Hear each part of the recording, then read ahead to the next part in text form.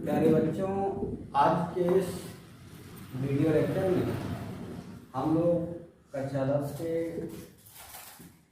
विज्ञान में भौतिक विज्ञान से संबंधित टॉपिक विद्युत धारा और उसके प्रभाव से संबंधित टॉपिकों का अध्ययन करना प्रारंभ करने वाले हैं।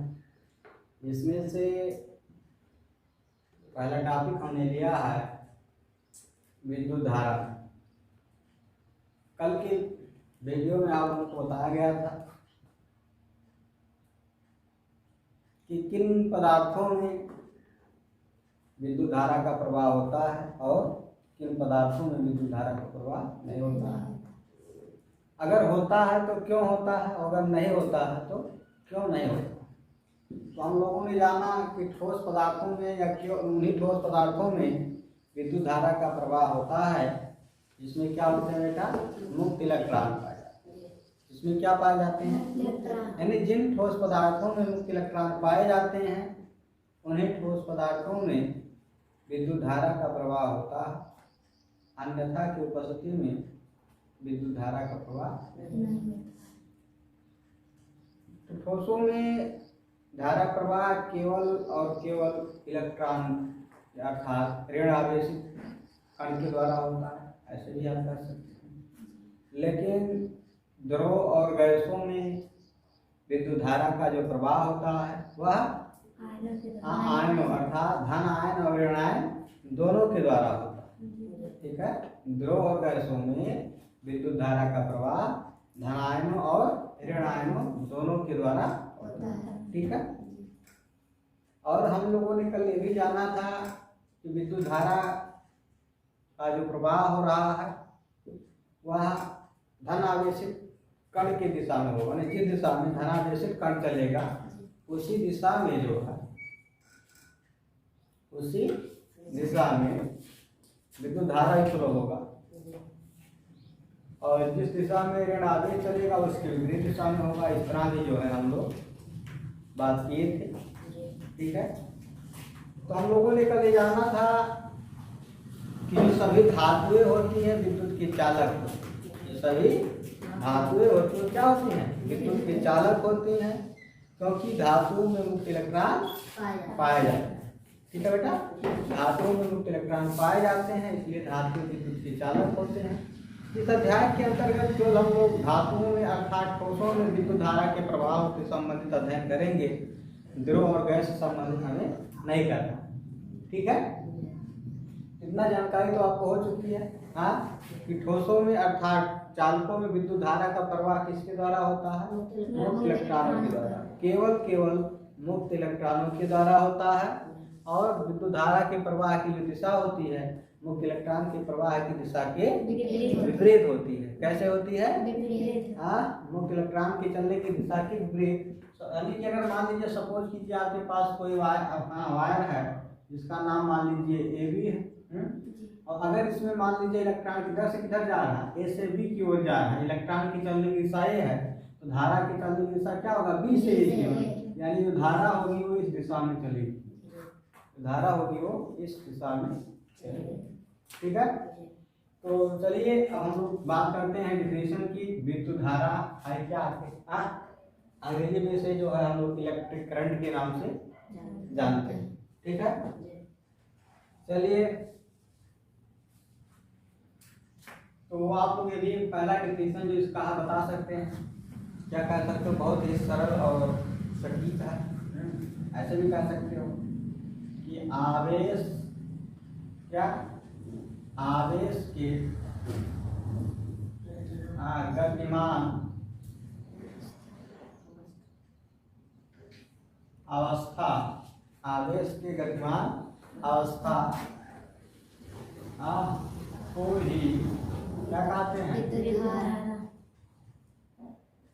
विद्युत धारा। कोई प्रॉब्लम, आवेश के गतिमान अवस्था को क्या कहते हैं, विद्युत धारा का। ठीक है, अब बेटा आप जानते हैं कि चूंकि जो इलेक्ट्रॉन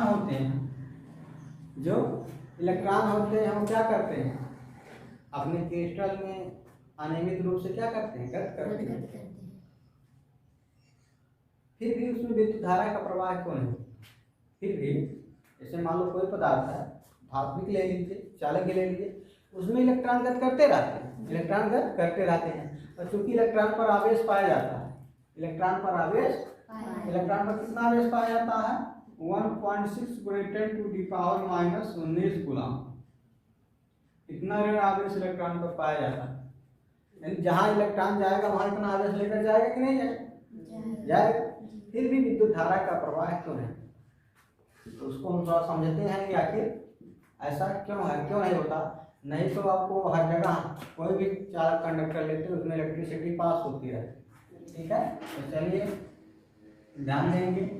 सपोज कीजिए कोई चालक है, ये क्या है बेटा, कोई ये कोई चालक है, हाँ ये कोई क्या है, चालक है।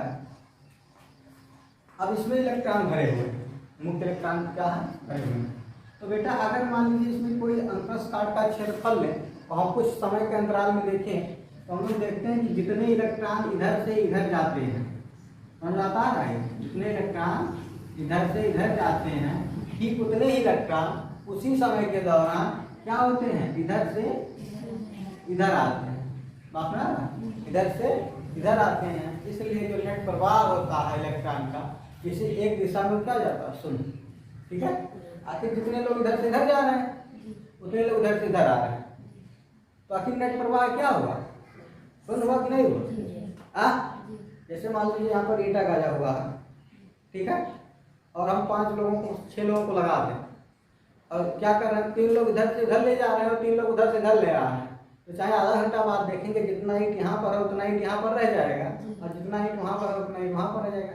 यानी नेट स्थानांतरण ईट का कुछ हुआ, सुनना है। ठीक उसी प्रकार इलेक्ट्रॉन का भी स्थानांतरण क्या होता है, किसी एक निश्चित दिशा में वो शून्य होता है, क्योंकि जितने इलेक्ट्रॉन इधर से उधर जाते हैं उतने इलेक्ट्रॉन उधर से जाते हैं। तो विद्युत धारा के प्रवाह के लिए आवश्यक किसी एक निश्चित दिशा में फ्लो होना चाहिए, आवेश का प्रवाह किसी एक निश्चित दिशा में होना चाहिए। और जब ऐसा होता है तब जाकर के विद्युत धारा का प्रवाह होता है। अब यदि हम इसी को ले जाके क्या करते हैं, किसी विद्युत स्रोत से जोड़ देते हैं, जैसे सपोज कीजिए बैटरी से, किससे जोड़ दिए, ये मानो बैटरी का धन प्लेट है, एक कौन सा प्लेट है, ऋण प्लेट है। तब क्या होगा बेटा, अब चूंकि ये धन, हाँ ये धन से जुड़ जाते हैं, क्या होगा, पॉजिटिव और ये क्या लगेगा, निगेटिव, ठीक है। अब चूंकि इलेक्ट्रॉन पर कौन सा आवेश होता है, ऋण आवेश होता है। तो जब बेटा ऋण आवेश होता है तो बताइए ये ऋण प्लेट की ओर जाएंगे, नहीं जाएंगे ना, क्योंकि निगेटिव के बीच कौन सा होता है, प्रतिकर्षण होता है।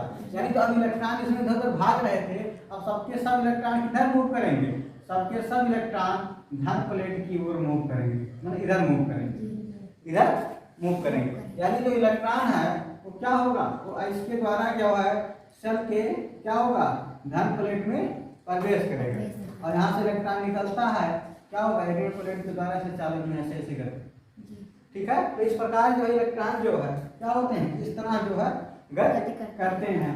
अब विद्युत धारा ठीक इसका उल्टा दिशा में, यानी विद्युत धारा किधर से निकलेगा, वो धन प्लेट से निकलेगा, जो आई निकलेगा धारा वो धन प्लेट से निकलेगा, और किधर की ओर जाएगा, ऋण प्लेट की ओर जाएगा, किधर जाएगा, ऋण प्लेट की ओर जाएगा। बात क्लियर। तो अब बात में आ गया होगा कि आवेश की गतिमान अवस्था को विद्युत धारा कहते हैं, लेकिन इसे जो हम लोग सेल से अटैच करते हैं किसी चालक को, तभी उसमें विद्युत धारा का प्रवाह होता है, हमेशा नहीं होता है। क्यों, क्योंकि बेटा नेट प्रवाह शून्य होता है। जब हम लोग किसी विद्युत स्रोत से अटैचमेंट करते हैं, जोड़ते हैं, तब जाकर के उसमें विद्युत धारा का प्रवाह होता है। दूसरा परिभाषा करके आप और भी लिख सकते हो, क्या लिख सकते हो, आप ये भी कह सकते हो, देखो दूसरा कह सकते हो, किसी चालक में, किसी चालक में 1 सेकंड में जितना आवेश प्रवाहित होता है, 1 सेकंड में जितना आवेश प्रवाहित होता है वह क्या होगा, कहलाता है, वो भी विद्युत धारा कहलाता है। ठीक है, क्या कह सकते हो, 1 सेकंड में, 1 सेकंड में प्रवाहित आवेश की क्या बेटा, मात्रा को ही विद्युत धारा कहते हैं। को ही क्या कहते हैं? विद्युत धारा कहते हैं। विद्युत धारा। ये भी पड़ जाता है। आप समझ रहा है? एक सेकंड में प्रवाहित आवेश की मात्रा को क्या कहते हैं? विद्युत धारा का क्या कहते हैं? मैंने किसी चालक तार में बेटा एक सेकंड में जितना आवेश फ्लो हो रहा है जान लीजिए क्या कहलाएगा? विद्युत धारा कहलाएगा। उस चालक की जो क्या कहलाएगी? विद्युत धारा कहलाएगी। ठीक है, कोई दिक्कत नहीं। अब हम लोग बात करेंगे, हम कहेंगे कि ये किसी चालक में जो विचार करते हैं कि कितना आवेश कितने समय तक प्रवाहित होता है। ठीक है,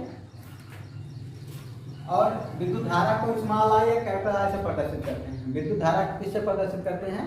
स्मॉल आई या कैपिटल आई। ठीक है, हम लोग कह देंगे, नीचे लिखेंगे हम कि विद्युत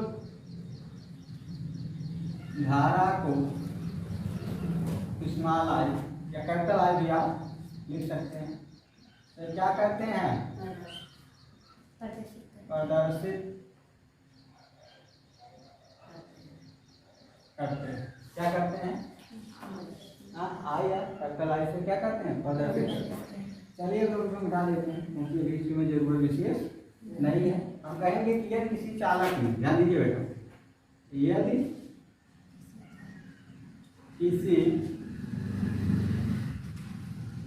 चालक में, यदि किसी चालक में Q कूलाम का आवेश, क्या Q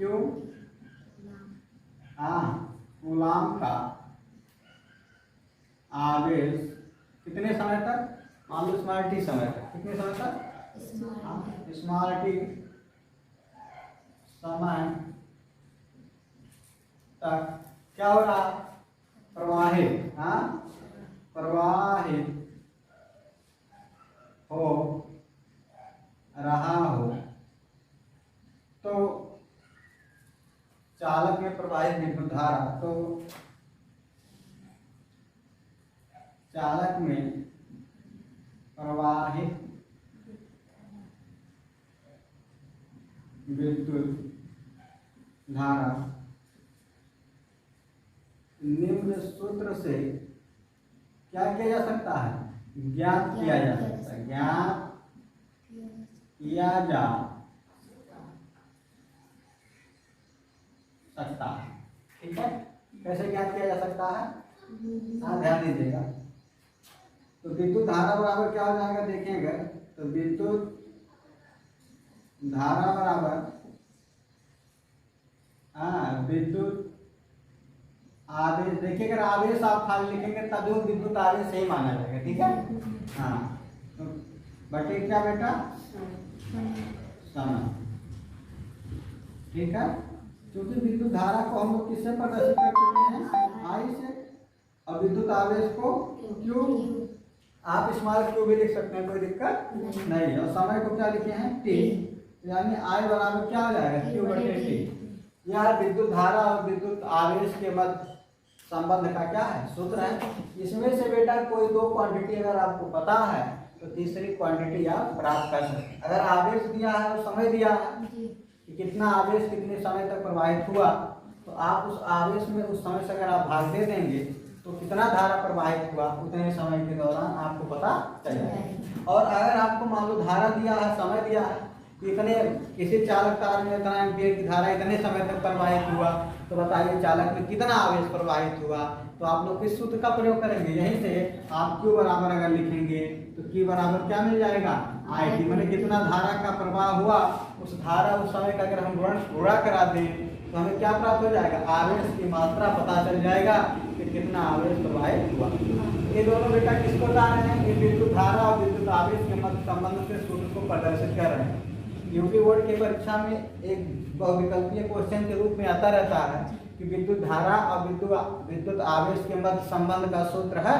तो चाहे इस तरह मिलेगा चाहे इस तरह मिलेगा। ठीक है, विद्युत धारा बराबर मिलेगा, संकेत रूप में भी मिल सकता है और इस तरह भी लिखा हुआ आपको मिल सकता है। ठीक है, तो विद्युत धारा बराबर होगा तो विद्युत आवेश बटे समय या आवेश बटे समय होगा। ठीक है, या आवेश बराबर लिखा होगा तो समय का इसमें क्या हो जाएगा? गुणा हो जाएगा, यानी विद्युत धारा बटे क्या हो जाएगा? समय। ठीक है बेटा। अब देखिए विद्युत धारा एक अदिश राशि है, ध्यान दीजिए। विद्युत धारा कौन सी राशि है? आदेश विद्युत धारा एक अदिश राशि है, ठीक है। विद्युत धारा कौन सी राशि है? विद्युत धारा एक अदिश राशि, जबकि इसमें परिमाण के साथ साथ दिशा भी होता है बेटा, परिमाण के साथ साथ दिशा भी होता है, फिर भी विद्युत धारा क्या है? एक अदिश राशि। क्यों नहीं है? क्योंकि बेटा परिमाण के साथ साथ दिशा का रखना एक कोई आवश्यक प्रतिबंध नहीं है। दिशा होते हुए हम एक काम को करना चाहिए, क्या कि वो जो है सदिश योग के नियमों का पालन करना चाहिए। अगर सदिश योग के नियम का पालन करता है तो वो सदिश है, और अगर नहीं करता है तो नहीं। वाला तो यहाँ पर जो विद्युत धारा होता है वो सदिश योग के नियम का पालन नहीं करता है, इसलिए कैसी राशि है? अदिश राशि है, भले ही इसमें दिशा होती है। दूसरी बात, विद्युत आवेश का मात्रक क्या होता है बेटा? कूलाम, और समय का मात्रक सेकंड। तो विद्युत धारा का मात्रक क्या बनेगा? कूलाम प्रति सेकंड। क्या बनेगा? कूलाम प्रति सेकंड। यानी कि विद्युत धारा का मात्रक दिखा दे राव जी, मात्रक क्या बेटा? कूलाम प्रति सेकंड या एम्पियर, क्या? या एम्पियर होता है। क्या होता है? विद्युत धारा का जो मात्रक होता है वो कूलाम प्रति सेकंड या एम्पियर होता है। मतलब जो है 1 एम्पियर बराबर क्या होता है? 1 एम्पियर बराबर 1 कूलाम प्रति सेकंड, ठीक है बेटा। मतलब क्या हुआ? इसका मतलब ये है कि यदि किसी चालक में 1 कूलाम आवेश 1 सेकंड तक प्रवाहित हो, कितना? यदि किसी चालक में 1 कूलाम आवेश कितने समय तक? 1 सेकंड तक प्रवाहित हो, तो उस चालक में कितनी विद्युत धारा प्रवाहित होगी? 1 एम्पियर की विद्युत धारा प्रवाहित होगी। यानी अगर आपसे कोई कहे कि 1 एम्पियर से आप क्या समझते हैं, तो आप बता सकते हैं कि यदि किसी चालक तार में 1 कूलाम का आवेश 1 सेकंड तक प्रवाहित हो रहा हो, तो उस चालक में 1 एम्पियर की धारा जान लीजिए कि प्रवाहित होगी, ठीक है। या ऐसे भी कर सकते हैं, यदि किसी चालक में 1 कूलाम का आवेश प्रति सेकंड प्रवाहित हो रहा हो, तो उस चालक में प्रवाहित धारा 1 एम्पियर के बराबर। अगर बेटा किसी चालक में 1 एम्पियर की धारा बह रही है, तो इसका मतलब यही जान लीजिए कि उसमें 1 सेकंड में 1 कूलाम का आवेश प्रवाहित हो रहा है, ठीक है। क्या हो रहा है? 1 सेकंड में 1 कूलाम का आवेश प्रवाहित हो रहा है। बात क्लियर? तो ठीक है, वीडियो को लाइक कीजिए, सब्सक्राइब कीजिए, चैनल को और शेयर कीजिए। धन्यवाद।